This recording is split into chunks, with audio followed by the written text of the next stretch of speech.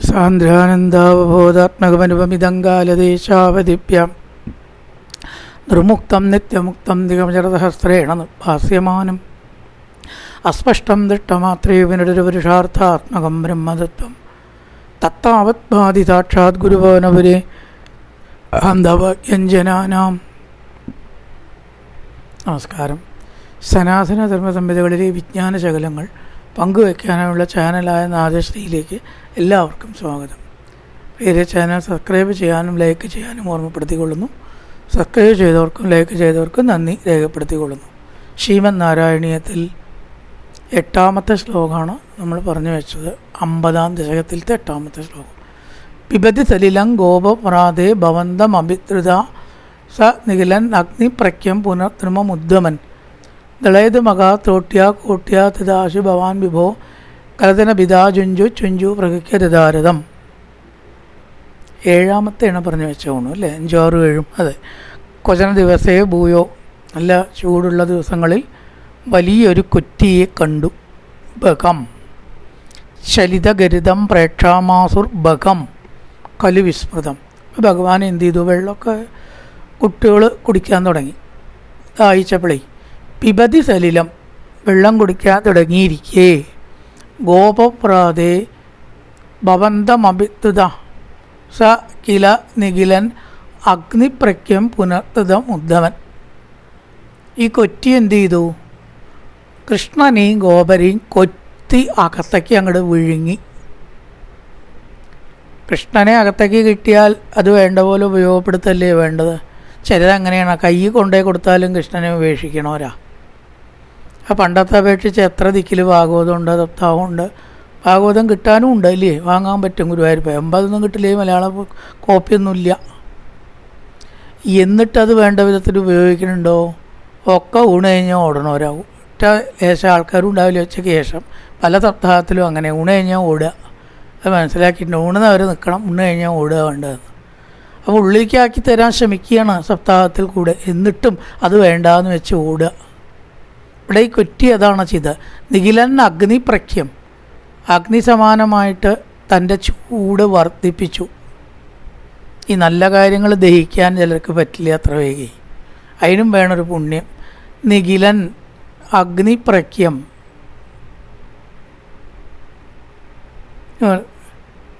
ഉള്ളിലേക്ക് വിഴുങ്ങി. പുനർദ്രുതം ഉദ്ധമൻ. ഉദ്ധമൻ എന്ന് പറഞ്ഞാൽ പുറത്തേക്ക് തള്ളുക, ഛർദ്ദിക്കുക. ഉള്ളിലേക്ക് ആക്കിയപ്പോൾ അതിനെ ഉൾക്കൊള്ളാൻ കഴിയാതെ അവൻ എന്ത് ചെയ്തു? ഭഗവാനെ പുറത്തേക്ക് എന്നെ തള്ളി തുപ്പി. ഭാഗ്യമില്ലാത്തവർ ഭഗവാനെ അകത്തേക്ക് ആക്കാൻ സന്ദർഭം കിട്ടിയിട്ടും അത് ഉപയോഗിക്കാത്തതുപോലെ. സ കിലൻ നിഖിലൻ അഗ്നിപ്രഖ്യം, അഗ്നി സമാനമായിട്ടുള്ള അവൻ്റെ ചൂട് താങ്ങാൻ പറ്റാതെ പുനർദ്രുതമുദ്ധം പുറത്തേക്ക് തള്ളി. ഇതിനെ തള്ളുക നല്ലതെന്ന് വിചാരിച്ചിട്ടേ. ദളയത് മകാ ത്രോട്ട്യാ കോട്ട്യാ ദദാശു ഭവാൻ വിഭോ. ഭഗവാൻ വേഗം അതിനെ കൊക്ക് രണ്ടുമാണ് പിടിച്ചു, ആണ് പിളർന്നു. ചീന്തിയിടുക, ഇലയൊക്കെ ചീന്തിയിടണ പോലെ. ത്രോട്ട്യാ കോട്ട്യാ, ത്രോട്ട്യ മൂർച്ചയുള്ള കൊക്കിൻ തലപ്പ് കൊണ്ട് കൊത്തി കീറുന്ന വാൻ അടുത്ത് വന്നു എന്നർത്ഥം. ത്രോട്ട്യ കൊക്കിനാൽ കോട്ട്യാ ദളയിതും, കൊക്കിൻ്റെ തലപ്പ് കൊണ്ട് കൊത്തി കീറാൻ വന്നപ്പോൾ 2 കൊക്കുകൊണ്ട് പിടിച്ച് വലിച്ച് അതിനെ കീറി കൊന്നു. ഹേ വിഭോ തഥാ കലതനപിത ചുഞ്ചു ഭവാൻ ആശു ചുഞ്ചു പ്രകൃഹ്യ തം ദദാര. ദുഷ്ടന്മാരെ ഭേദിക്കുന്നതിൽ സമർത്ഥനായിരിക്കുന്ന അങ്ങ് അപ്പോൾ പെട്ടെന്ന് അതിനെ അങ്ങനെ വധിക്കുകയും ചെയ്തു. ദളയത് മകാ ത്രോട്ട്യാ കോട്ട്യാ ദദാശു ഭവാൻ വിഭോ ഖല ജനപിത ചുഞ്ചു ചുഞ്ചു. ചുഞ്ചു ചുഞ്ചു എന്ന് പറയുമ്പോൾ എൻ്റെ അർത്ഥം സമർത്ഥനായ അങ്ങ് പെട്ടെന്ന് ആ കൊക്കുകൾ രണ്ടും പിളർന്നു. കൊക്കുകളിലും കടന്നു പിടിച്ച് അവനെ 2ആയി പിളർന്നു. ത്രോട്ട്യാ കോട്ട്യാ, കൊക്കിൻ്റെ അറ്റം കൊണ്ട് പിടിച്ച് ഖലജനപിത, ദുഷ്ടന്മാരെ വധിക്കുന്നതിൽ നിപുണനായിട്ടുള്ള അങ്ങ്. ഖലജനപിത, ദുഷ്ടന്മാരെ വേദിക്കുന്നതിൽ സമർത്ഥനായിരിക്കുന്ന അങ്ങ് കൊക്ക് രണ്ടായി പിളർന്നവനെ വധിച്ചു. അതിവിടെ ശരിക്കും അവൻ എന്താ ചെയ്തത്? ഭഗവാനെ ഉള്ളിൽ കിട്ടിയിട്ടും വേണ്ടാന്ന് വയ്ക്കുക ചെയ്തത്. നല്ല കാര്യങ്ങൾ മുമ്പിൽ കിട്ടിയിട്ട് അത് വേണ്ടാന്ന് വെച്ചാലൊക്കെ എന്താ ഫലം? രണ്ടായിട്ട് മരിക്കേണ്ടി വരും. ഇങ്ങനെ രണ്ടായിട്ട് മരിക്കുക. താനെന്നും ഈശ്വരനെന്നും ഒന്ന് എന്ന ബോധം ഒരിക്കലും വരില്ല. വരുന്നുണ്ടോ നമുക്കൊക്കെ? അതുകൊണ്ടാണ് എല്ലാ ദിക്കിലും ഓടണത്. നമ്മുടെ ഉള്ളിലുണ്ട് എന്ന ബോധ്യം വന്നാൽ പിന്നെ ഓടേണ്ട ആവശ്യമില്ല. ഓട്ടത്തിൻ്റെ അവസാനം അവിടെ കുറുക്കിയാണ്, സംശയമൊന്നുമില്ല. മഹാന്മാരെല്ലാവരും പറയുന്ന കാര്യമാണത്. അപ്പോൾ ഉള്ളിലുണ്ട് എന്ന ബോധം നമുക്കില്ലാത്തത് കൊണ്ടാണ് പിന്നെ രണ്ടായിട്ട് തന്നെ നമ്മൾ നിലനിൽക്കുന്നത്. അങ്ങനെ മരിക്കുകയും ചെയ്യും. ഒരിക്കലും നമ്മുടെ ഉള്ളിലാണ് ഈശ്വരൻ എന്ന സത്യം തിരിച്ചറിയില്ല. അപ്പോൾ ഉള്ളിലേക്ക് കിട്ടിയതായ ആ സന്ദർഭം നമ്മൾ ഉപയോഗിച്ച് നമ്മുടെ ഉള്ളിൽ തന്നെയാണ് ഭഗവാൻ എന്ന ആ പരമമായിട്ടുള്ള വലിയ സത്യം ഉൾക്കൊള്ളാനായിട്ട് സാധിക്കണം. അല്ലാതെ പുറത്തു കൂടെ ഓടിയതുകൊണ്ട് മാത്രം ഈശ്വരനെ കിട്ടില്ല, അല്ലെങ്കിൽ ഈശ്വര അനുഭവം ശരിക്ക് ഉണ്ടാവുകയും ഇല്ല. ഇത് തൻ്റെ ഉള്ളിൽ തന്നെയാണ്. അതറിയാത്തതുകൊണ്ടാണ്. ആ ഒരു സത്യത്തിലേക്ക് നമ്മൾ എത്തിയാൽ പുറത്തേക്ക് അന്വേഷിച്ച് പോകേണ്ട പരിഭ്രമം അവിടെ നിൽക്കുകയാണ്. അപ്പം അതറിയാത്തത് കൊണ്ട് രണ്ടായി പിളർന്ന് ബകാസുരന് മരിക്കേണ്ടി വന്നു. ഇനി അതിനൊരു ഉപമ കവി ഇവിടെ പറഞ്ഞിരിക്കുകയാണ്. സപതി സഹജാം സംദ്രട്ടുംബാമൃതാം കലുപൂതന അനുജം ആഖം അപ്യഗ്രേ ഗത്വാപദീക്ഷിതുമേവ വാ ശമനനിലയം യാതേ തസ്മിൻ ബഗേ. ശമനനിലയം യമൻ്റെ പുരി, യമപുരി. യമപുരി പൂകിയതായിട്ടുള്ള ആ തസ്മിൻ ബഗേ, ബകാസുരനെ എന്തിനാണാവോ പോയത് എന്നവിടെ കവി ഒരു ഉൽപ്രേക്ഷ, ഇത്രയേ ഉള്ളൂ. കവിയുടെ വക ഒരു ഊഹം അവിടെ പറഞ്ഞിരിക്കുകയാണ്. എന്തിന്? സഹജാം സംദ്രട്ടുംബ മൃദാങ്കലു പൂതന. തൻ്റെ അനുജത്തിയാണല്ലോ പൂതന. ആ പൂതനെ ഒന്ന് കാണാൻ വേണ്ടിയിട്ടാണോ പോയത്? സഹജാം സംദ്രട്ടുംബ, ചത്തുപോയ അനുജത്തി പൂതനയെ ഉടനെ കാണുവാനോ? പ്രായം കൊണ്ട് നോക്കുമ്പോൾ പൂതന ഏട്ടത്തിയാ വരിക അല്ലേ? അത് പൂതനയുടെ കഥയാണല്ലോ പറയണം. പക്ഷെ പ്രായം കൊണ്ട് ചിലപ്പോൾ ബകാസുരനാവാം അധികം പ്രായമുള്ള ആൾ. അങ്ങനെ കൂടാന്നില്ലല്ലോ. അവിടെ അങ്ങനെയാണ് പറഞ്ഞത്. ബകാസുരൻ്റെ അനുജത്തിയാണ് പൂതന. ആ പൂതനയെ ഒന്ന് പോയി കാണാനാണോ? നിശ്ചല്യ. അനുജം ആപ്യാഖം. ഇനി ഒരാൾ വരാനുണ്ട്, അനുജനായ അകാസുരൻ.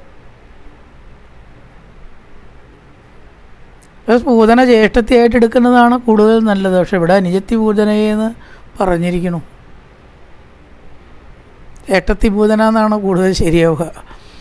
ജ്യേഷ്ഠത്തിയായിട്ടുള്ള പൂതനയെ കാണാനും അതുപോലെ തന്നെ അനിയനായിട്ടുള്ള വരാൻ പോണ അകാസുരൻ വരാൻ പോണേ ഉള്ളൂ. ഇനി അവൻ്റെ കഥ വരണേ ഉള്ളൂ. അവനെ അവിടെ സ്വാഗതം ചെയ്യാൻ നേരത്തെ പോയിട്ട് നിൽക്കുക, അതിനാണോ നിശ്ചല്യ? വരാൻ പോകുന്ന ജ്യേഷ്ഠനായിട്ടുള്ള അകാസുരനെ സ്വാഗതം ചെയ്യാൻ, അനുജനായിട്ടുള്ള അകാസുരനെ സ്വാഗതം ചെയ്യാനോ മുമ്പേ പോയ ജ്യേഷ്ഠത്തിയായിട്ടുള്ള പൂതനയെ കാണാനോ എന്ന് ഉള്ളതുപോലെ പ്രതീക്ഷിതും ഏവ, അങ്ങനെയാണെന്നല്ല അങ്ങനെ ആകണ എന്ന പോലെ ജ്യേഷ്ഠത്തിയായിട്ടുള്ള പൂതനയെ കാണാനും വരാൻ പോണ അകാസുരനെ സ്വീകരിക്കുവാണോ പോയത് എന്ന് തോന്നുമാറ് ശമനനിലയം യാതേ, യമനിലയത്തിൻ്റെ അടുത്തേക്ക്, യമനിലയത്തിലേക്ക് ലക്ഷ്യമാക്കി അവൻ പോയി. കിരതി സുമനോ വൃന്ദം വൃന്ദാവനാൻ ഗൃഹമയ്യഥ. ആ സമയത്ത് ദേവലോകത്തുനിന്ന് പുഷ്പവൃഷ്ടി ഉണ്ടാവുകയും ചെയ്തു. ഒരു ദുഷ്ടൻ കൂടി ലോകത്തുനിന്ന് മരിച്ചു പോയല്ലോ എന്ന് വിചാരിച്ചിട്ട് ജ്യേഷ്ഠത്തിയായിട്ടുള്ള പൂതനയെ ഒന്ന് കണ്ടുവരാൻ എന്ന നിലയ്ക്കോ അനുജനായിട്ടുള്ള അകാസുരനെ സ്വാഗതം ചെയ്യാൻ എന്ന നിലയ്ക്കോ ശമനനിലയം യാതേ തസ്മിൻ ബഗേ, യമനിലയത്തേക്ക് പോയിട്ടുള്ള ആ ഭഗൻ കൊല്ലപ്പെട്ടപ്പോൾ ദേവന്മാർ മുകളിൽ നിന്ന് പുഷ്പവൃഷ്ടി ചെയ്തു. പിബതി സലിലങ്കോപപ്രാദേ ഭവന്തമഭിദ്രുത സ കില നിഖിലന്നഗ്നിപ്രക്യം പുനർദ്രുതമുദ്ധമൻ. അഗ്നിപ്രഖ്യൻ അഗ്നി സമാനനായിട്ടുള്ള ഭഗവാനെ ഉള്ളിലാക്കിയപ്പോൾ ചൂട് സഹിക്കാതെ ദ്രുതം ഉദ്വമൻ എന്ന് പറഞ്ഞാൽ ഛർദ്ദിക്കുക എന്നാണ് വാക്ക്, പുറത്തേക്ക് തള്ളുക. ദള ഇതുമക ത്രോട്ടിയ കോട്ടിയ, കൊക്കിൻ്റെ അറ്റം കൊണ്ട്, ത്രോട്ടിയ കോട്ടിയ തദാശു ഭവാൻ വിഭോ കലതന ബിദാ ചുഞ്ചു കലജന ബിദാ ചുഞ്ചു പ്രകൃത്യ ദദാരഥം പിളർന്നു.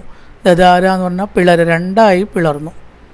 ജീവാത്മാവും പരമാത്മാവും ഒന്നാണ് എന്ന് അറിയാത്രത്തോളം കാലം രണ്ടായിട്ട് തന്നെ നിൽക്കേണ്ടി വരും. ശപതി സഹജാം സന്ദ്രട്ടം വാ മൃതാം ഖലു പൂതന, ഏട്ടത്തിയായിട്ടുള്ള പൂതനെ കാണാനോ വരാൻ പോകുന്ന അനുജം ആഖം അപ്യഗ്രേ, അനുജം ആഖം മഖല്ല ആഖാണ്, അനുജം ആഖം മഖം എന്ന് പറഞ്ഞാൽ യാഗാണ്, ഒരു ബന്ധുവില്ലാത്ത അർത്ഥം വരിക. അനുജം പ്ലസ് ആഖം, അനുജം ആഖം അപ്യഗ്രേ ഗത്വാ പ്രതീക്ഷിതുമേവ ശമനനിലയം യാതേ യമപുരി, ശമനനിലയം യമനിലയം യാതേ തസ്മിൻ ഭഗേ സുമനോഗണേ, പുഷ്പങ്ങൾ അർച്ചിച്ചു ദേവന്മാർ. കിരതി സുമനോ വൃന്ദം വൃന്ദാവനാത് ഗൃഹമയ്യതാഹ. നല്ലൊരു പ്രഭാതം എല്ലാവർക്കും ആശംസിച്ചുകൊണ്ട് നിർത്തുന്നു. നമസ്കാരം.